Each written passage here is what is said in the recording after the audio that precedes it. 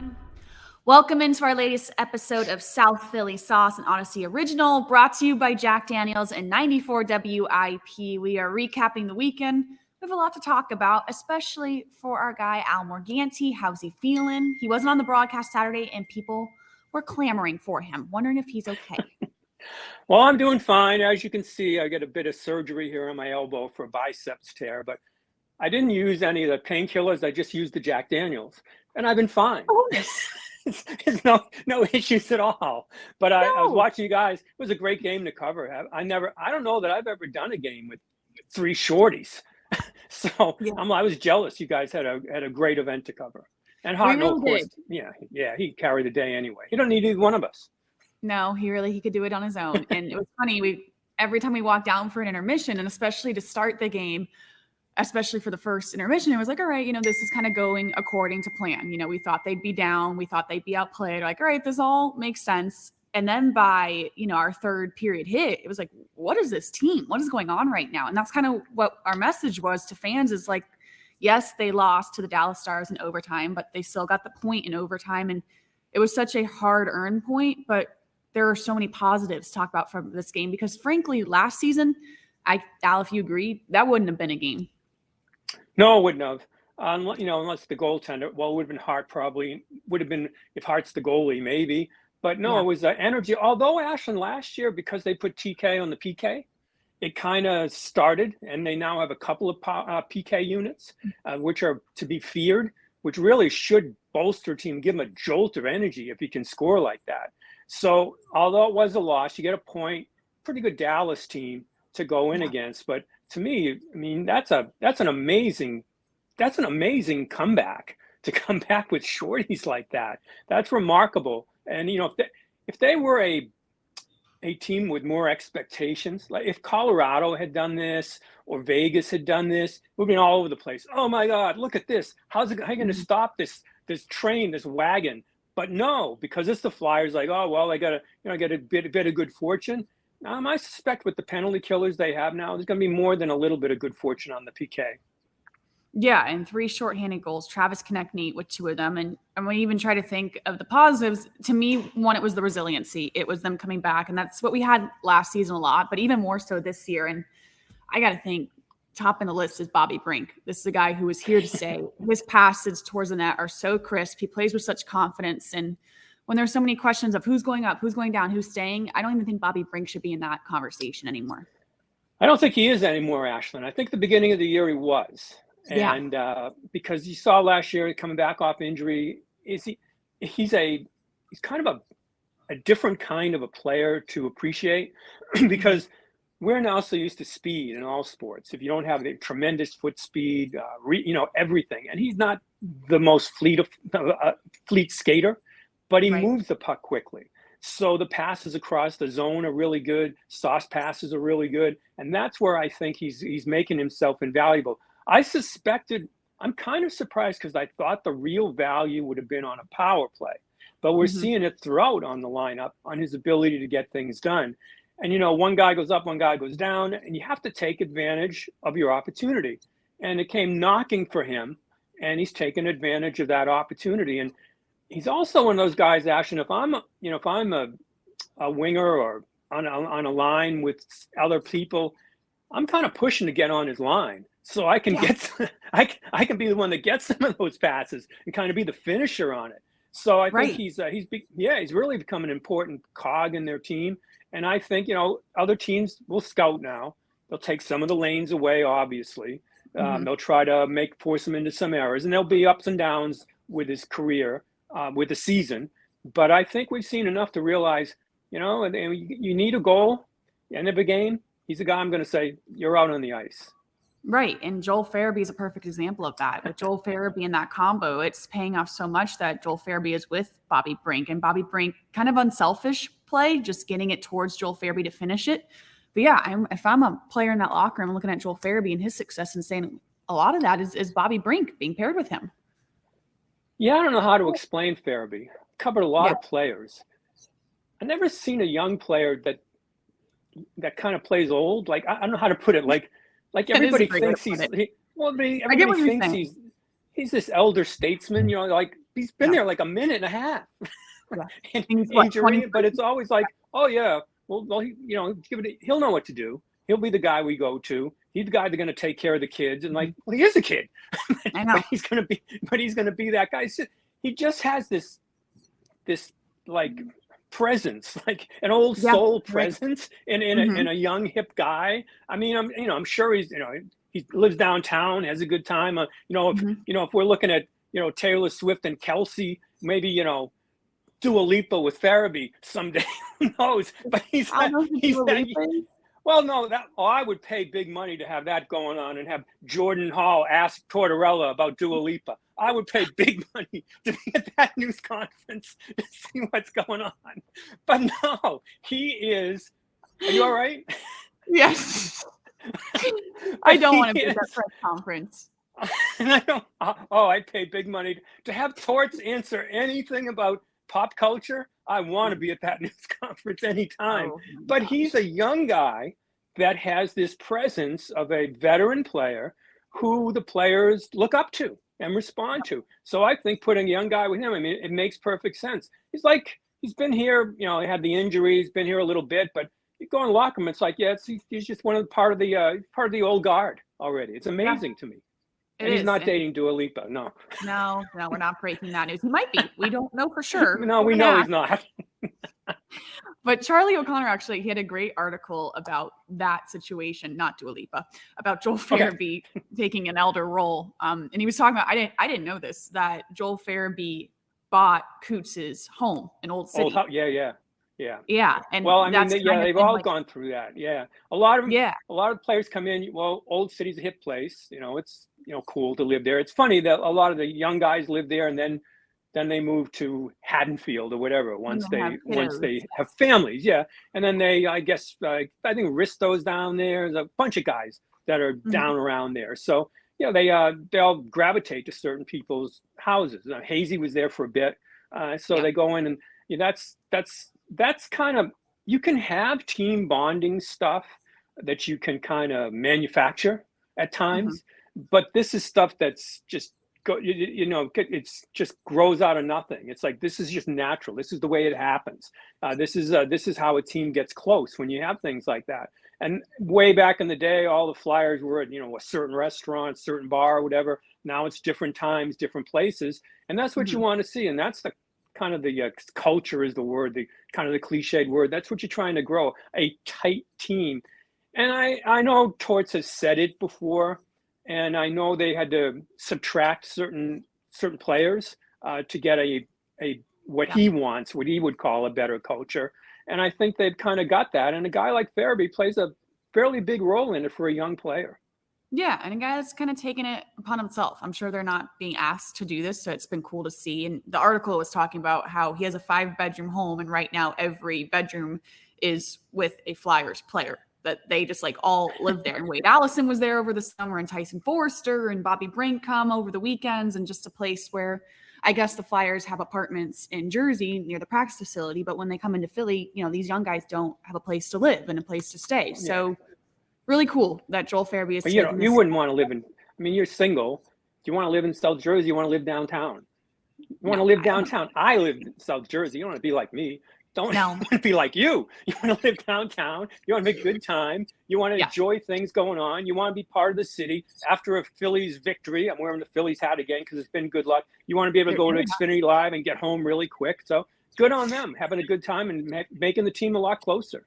Yeah, and that kind of leads us, not really, this is a bad segue, Wade Allison. Very interesting. That is a terrible segue. I can't redo it though because we're already halfway there. Well, not as bad as his segues been to the minor leagues, to the AHL. Yeah, and this is a guy we had questions about. Was he going to make the team? He ended up not making the Flyers team, but kind of a guy that we always knew we were going to see again. But so far, not so good for our guy Wade Allison. Yeah, I would bet you're not going to see him again. And I think part of his, for those that weren't up to it, he's got demoted. Fourth line, whatever. Ian LaPerriere, who's coaching down there, had some harsh words about his development. And I can sort of understand this. When he's been there a bit and you see young players come up and then you're sent down, you really, you really have to work hard at keeping your confidence up and keeping your attitude right. Yeah. And I don't think that that's happened with him. So as a result, is his star has fallen pretty far. Mhm. So I Mhm. would guess that he's not. I think he senses he's not a part of that future.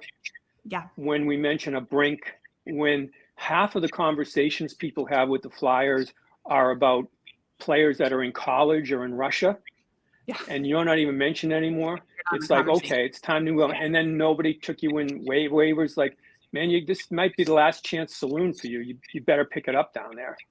Right. And a guy like you can handle it two ways. And we always talk about how Cam York handled it, how he was able to kind of take that blow. I mean, that's an ego blow. That's a confidence complete shot, and make the most of it and get back up here. And I know for Cam York, that was a really hard journey that he still talks about. Yeah. And for him, he wasn't that far along in his career, I think, as Allison has been through so much with injury. But part of the problem with him, frankly, is he's hurt a lot. Yeah. And it's bad Unavailable. luck but you're unavailable. Other guys take your spot. It's why players play hurt. Can't play injured, but you can play hurt. Right. And that's something like right now we're seeing Ristolainen still on injured reserve, and there's questions of when he's going to return. And you see these young guys like an Andre, playing, and a Zamula and all these guys. And you wonder for Ristolainen, he's got to be saying, get me back out there. But we don't really know the extent of his injury, so it's hard to just put that pressure. But yeah, and he'll come back in. He's a physical player when he's healthy. They have the luxury now of being able to give him that extra time. And it kind of works in their favor to take a look at the kids early in the year. But I think if this continues, if this isn't a sugar rush with the way they started the season, then if they start to feel like, we really might be hanging around toward the end of the year, he'll be they won't give those kids that same chance. He'll be in that lineup all the time. Right. And that kind of leads us to what's coming. And right now it's so early on in the season. And right now, yes, the Flyers they're first in the Metropolitan. And I was at the Eagles game, and fans are coming up saying, oh my gosh, have you seen the Flyers? Wow, this is so exciting. But I guess I have nothing to compare it to because I didn't start with you with NBC till last December. So I missed. Yeah, they were doing good till you came. Yeah. I know. I'm such a bad luck for everything. Jaguars fans. As soon as I leave, they make the playoffs. But I guess I say it with hesitation because so many people have said, well, they always start good, and talk to me, at the end of November, because that's when you really see. Yeah, but the difference here is the optimism isn't with the record. The optimism is with Brink. The optimism is seeing the young defensemen that are starting to play. The optimism is seeing Sanheim all of a sudden a horse.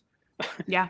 So I mean, that's the difference. It's like, how could that happen? How can he turn from a whatever into a horse over the summer? And that's the difference. It's not the record.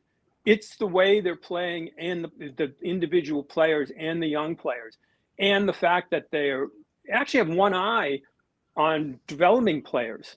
That's that is why I think people are feeling far more positive about the team than in the past. Right. And it was not frustrating, but you still get the occasional fan. I'm sure you get it too. I had a fan come up to me yesterday saying, well, why are they doing good?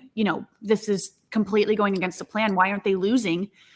And it's no longer like that because they do, like you say, have all the eyes on the young players. It's not like they're just blind to this and saying we're just going to ignore the future, because I think they're balancing it pretty well of still trying to win and having the eye on these young guys. They're not just going to go out and lose. And I still don't get why fans say that. It drives me nuts. Well, because it's, you don't get the number one draft pick anyway. It's a lottery. So you might, one in whatever the percentage is. It's ridiculous to say you're going to tank a season. Bedard goes to Chicago, didn't go to Anaheim, didn't go wherever. So, I mean, it's kind of absurd.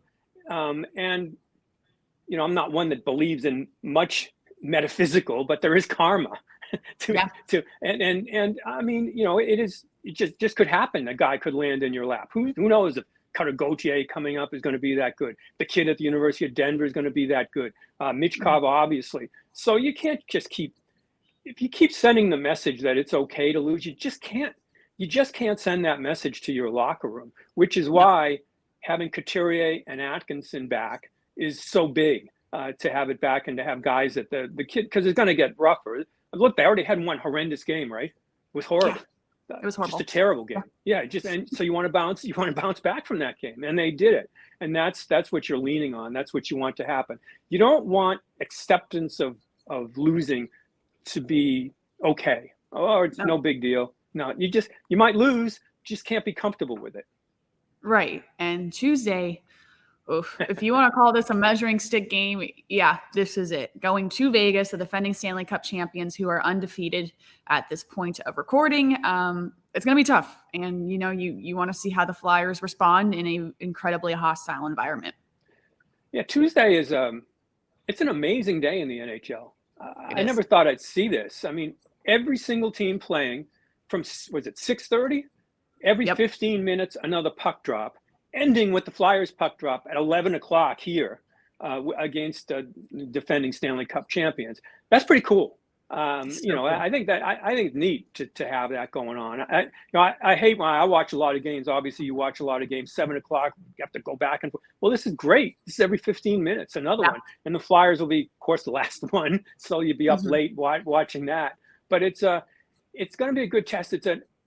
Vegas is tremendous. I mean, they're just solid all the way. Their depth that they have, and they've changed goaltenders in the recent past and come up and win a Stanley Cup. A really young franchise, obviously. And the most amazing part to me about this particular matchup is it's two of the best fourth lines in hockey. This is why I always said, if you're a team like Vegas and you have a fourth line like they have with Waugh, and there's two line mates there, they're really, really good. But the Flyers, who really don't have any realistic aspirations to win a Stanley Cup, also have a fourth line that you throw out there like that. And it just shows you, wherever you are in the pecking order of the NHL, those guys remain really important. You saw in Dallas what happened. I don't know who hit a young player. A player was hit, and then immediate response, just absolutely boom. And people say, well, that's just, old. That doesn't happen anymore. Well, it does happen. And guys like that are really valuable to a team. And the Vegas has it at their level, and the Flyers have it at their level. So it should be a good go. I mean, Vegas might cool off a little bit, but boy, I'll tell you, watching them play, Flyers better beware. You're never safe against them. The puck goes behind the net, and they generate plays behind the net like I've never seen to chase it down. So but I gotta say, I know if I were playing that atmosphere in Vegas, I'd be all jacked up to play in that. It's just, just looks like, I mean, I just wanted to go out to see that big sphere that they have out there now to see what that's like. But I think you get an energy from that. So it'll be a good test for them, whether they win or lose in this thing. I don't think they'll get blown out in this. I think they'll be up to the task. Well, I think if you see something similar to Saturday, to Dallas, I mean, we're going to be honest, we didn't have expectations that the Flyers were going to go in there and just whoop them and win big. We thought it was going to be a struggle. And it was optimistic because you took takeaways from it. And I think at this point of the year, that's what you want to see against these really good teams is, can we make a list of 3 to 4 positives? And Sam Harrison's one that we didn't even mention. I mean, we expect to see Carter Hart and net on Tuesday, but Sam Harrison, gosh, he was shaky at first. And we're like, uh-oh, here we go. And completely was able to cool himself off and calm down. And now you feel pretty good about your goaltender depth and a backup that really held his own against a great Dallas team. Yeah, I think he did this last year with Carolina, I think. Played horrible, and then came back and played great in the same game. Right. To come back and play like that. So, I mean, that's what you want from a goaltender. He doesn't get – goaltenders are you can actually read body language. It's a scary thing with goaltenders. You don't want to, after a goal, you want to see them up, very up straight, like kind of defiant, rather than slouch shoulders or whatever, or going absolutely nuts. Carter Hart lost it a couple of years ago, banging the goalpost. And that's when oh man, this is not going to end well, because it's such a mental game. And he looks like he's got that mentality that he can get through that, and that. It also doesn't hurt when you have a team that takes penalties and then could get that PK to get going. But it would be nice to be more normal and score on the power play and not rely on the shorthanded goals. Right. That'd be nice. Just a nice calm goal once or twice in a while.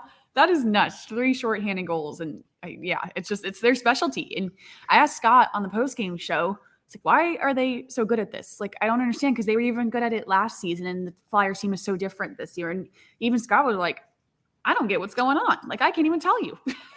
Yeah, well, whenever you have I mean, I can go all the way back to Prop and Poulin back in the day. There are certain combinations that work. I always thought Konechny could, but it's got to be risk. You've got to have guys willing to take that risk to do that and turn it into offense.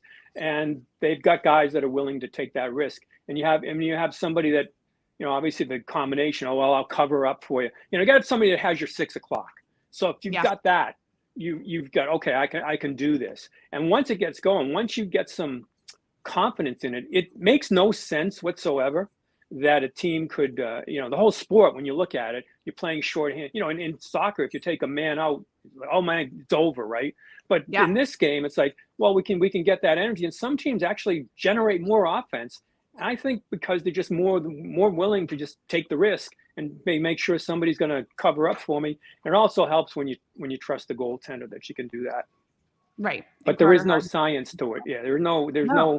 And it's there's certain guys that are really good at it, but it's not something I think you want to go in and say, let's play shorthanded, we'll have an advantage. No, we'll just, if it happens, it happens, but that's not the game plan, guys.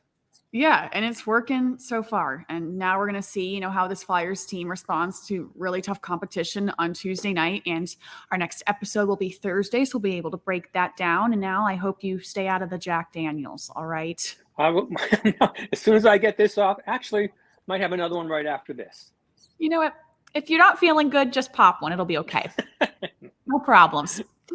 Oh, gosh. All right. Thank you for tuning in to South Philly Sauce and Odyssey Original, presented by Jack Daniels at 94 WIP. We will see you next time, and Al will have hopefully a healthy arm by then. Probably not.